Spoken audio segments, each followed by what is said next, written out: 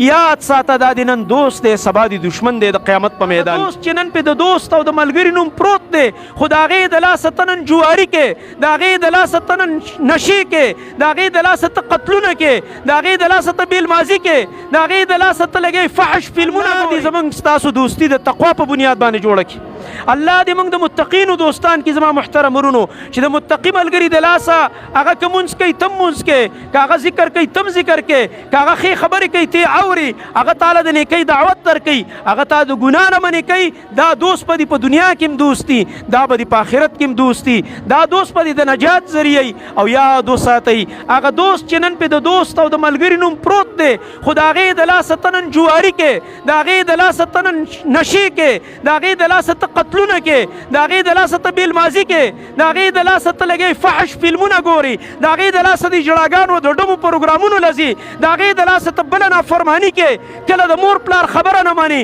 او د ملګري او د لوفر ملګري په سر باندې د خپل مور پلار نصیحت تا ته چې کوم دی بد لګېږي یاد ساته دا د نن دوست دی سبا د دشمن دی د قیامت په میدان کې یو بل باندې به لعنتونه وایي ستا د لاسه ما فلانۍ ګناه کړې وه بل به وایي په تا دې لعنتي ستا د لاسه ما فلانۍ ګناه کړې وه ستا د لاسه ما په دین عمل نه و کړی ستا د لاسه نن زه جهنم ته روان یم ستا د لاسه ما نه الله ناراضه دی ستا د لاسه نن په ما لعنت ورېږي ستا د لاسه نن په ما غضب باندې د الله په غضب ګرفتار یم سبا چې یو بل ته دا پیغورونه ورکوو سبا چې یو بل سره په قیامت کې دا لعنتونه په یو بل وایو نن پکار دا ده چې موږ د خپل مجلس انتخاب وکړو